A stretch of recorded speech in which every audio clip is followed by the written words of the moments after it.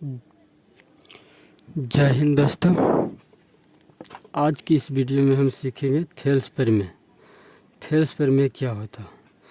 तो सबसे पहले थेल्स प्रमेय, यदि किसी त्रिभुज की एक भुजा के समानांतर अन्य दो भुजाओं को भिन्न भिन्न बिंदुओं पर प्रतिच्छेद करने के लिए रेखा खींची जाए तो अन्य दो भुजाओं को एक ही अनुपात में बांटती है।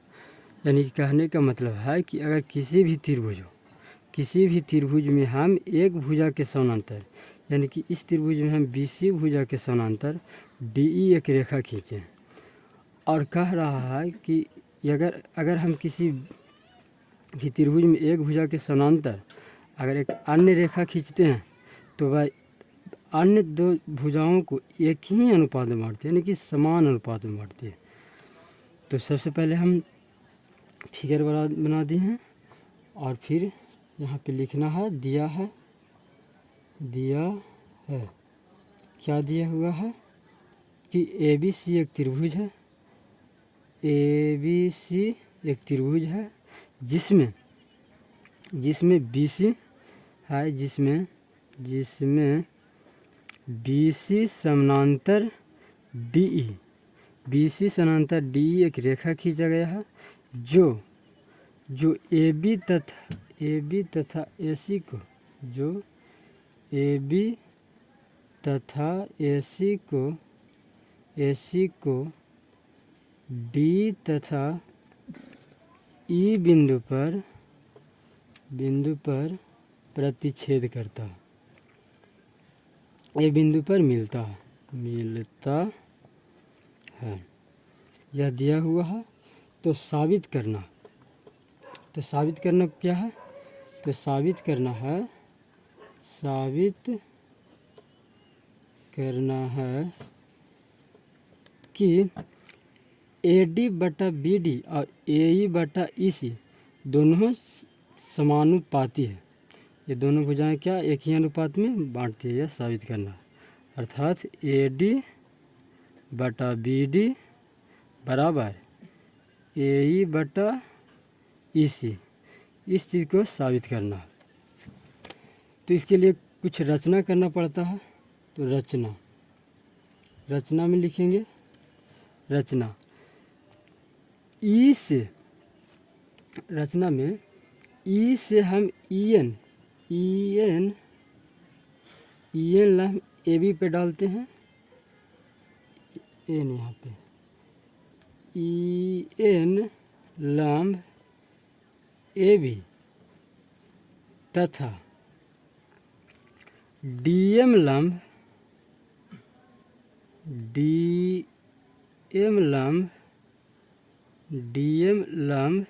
AC क्या किए हैं? EN लम्ब हम AB पे डाले हैं और DM लम्ब AC पे डालें तथा और B से E को मिलाएं, B से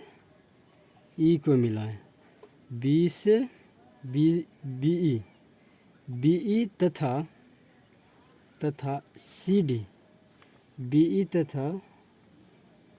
CD को मिलाया। इतना समझ में आ गया? अब देखिए, अब प्रमाण में चलते हैं। तो प्रमाण में क्या होता है? प्रमाण, इसके लिए प्रमाण तो ADE तथा BED में चलेंगे। कांत त्रिभुज में ADE तथा BD और E त्रिभुज में चलेंगे। प्रमाण में ADE त्रिभुज ADE तथा त्रिभुज BDE में देखिए, इस त्रिभुज ये ऊपर वाला त्रिभुज और यह नीचे वाला त्रिभुज, ऊपर वाला त्रिभुज और नीचे वाला त्रिभुज को हम क्षेत्रफल निकाल लेंगे। तो एरिया ऑफ त्रिभुज ADE बराबर त्रिभुज का क्षेत्रफल होता है 1/2 गुना आधार, आधार गुना ऊंचाई, यानी कि आधार AD होगा और ऊंचाई EN होगा। आधार होगा AD और ऊंचाई EN होगा।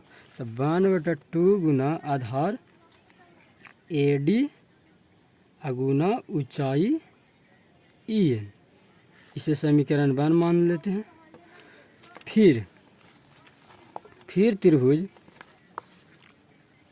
त्रिभुज एरिया ऑफ त्रिभुज BDE,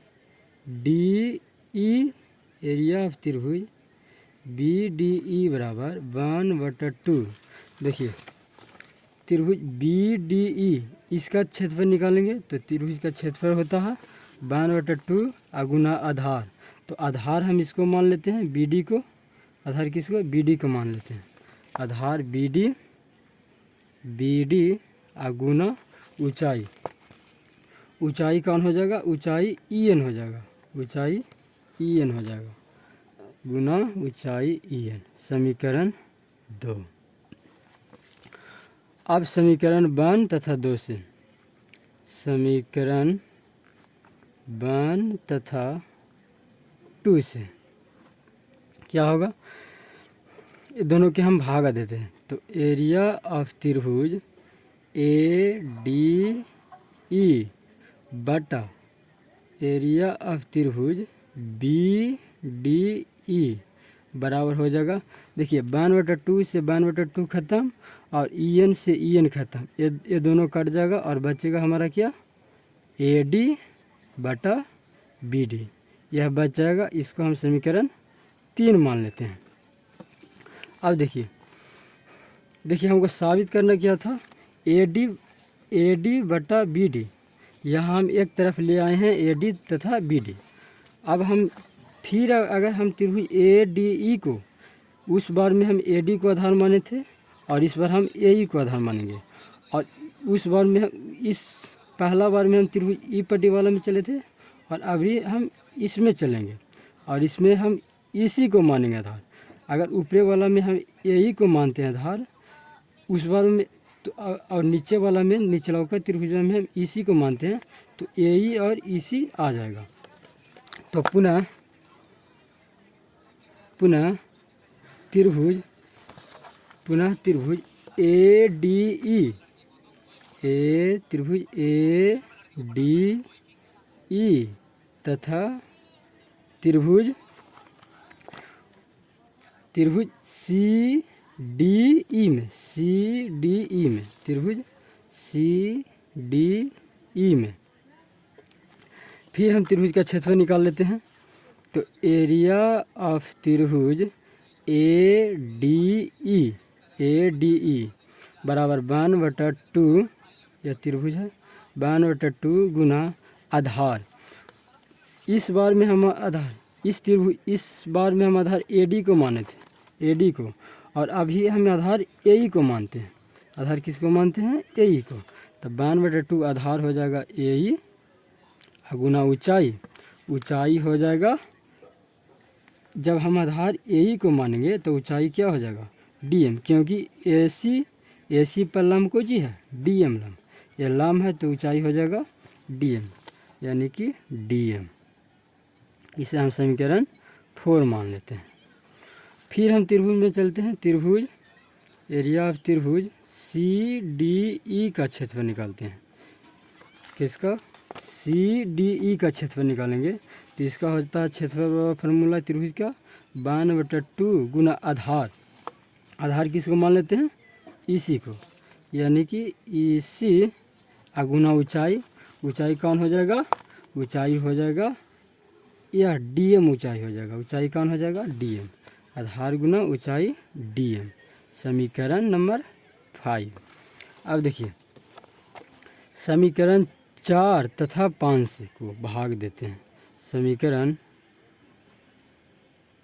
4 तथा 5 से हो जाएगा एरिया ऑफ त्रिभुज ADE बटा एरिया ऑफ त्रिभुज CDE बराबर 1/2 से 1/2 खत्म हो जाएगा और ए ई बटा ई सी बचेगा, ए ई बटा ई सी बचेगा और डी एम से डी एम ख़त्म हो जाएगा।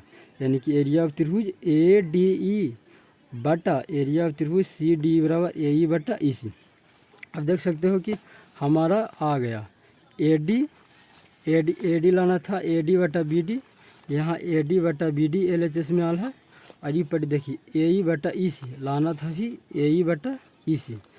यहाँ देखिए त्रिभुज ए डी ई और त्रिभुज ए डी ई, इसे हम पहले समीकरण 6 मान लेते हैं। ठीक है, देखिए त्रिभुज ए डी ई का क्षेत्रफल और त्रिभुज ए डी ई का क्षेत्रफल ऊपर वाला तो बराबर है दोनों में, समीकरण 3 और समीकरण 4 में। देखिए नीचे वाला भी बराबर है, बी डी ई त्रिभुज बी डी ई का क्षेत्रफल और सी डी ई का क्षेत्रफल, ये दोनों भी बराबर है। कैसे बराबर है? बी डी ई तथा सी डी ई ये एक ही आधार द्वारा बना हुआ दो त्रिभुज है, ये एक ही आधार द्वारा बना हुआ दो त्रिभुज है और बी सी समानांतर डी ई के बीच में है, बी सी तथा डी ई के बीच में स्थित है और एक ही आधार द्वारा बना हुआ। तब हम कह सकते हैं कि बी डी ई तथा सी डी ई का क्षेत्रफल क्या होगा? बराबर होगा। यानी कि यहाँ हम लिख देते हैं कुछ त्रिभुज बी डी ई तथा त्रिभुज सी डी ई एक ही आधार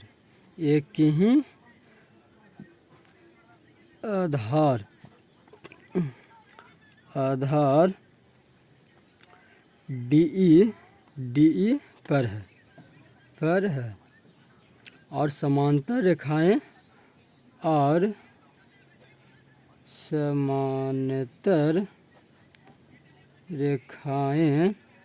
बी सी तथा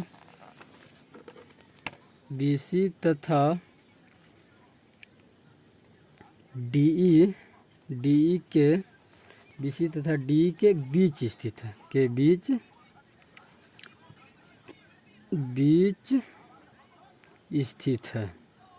स्थित है। देखिए बी डी ई तथा सी डी ई एक ही आधार क्या है?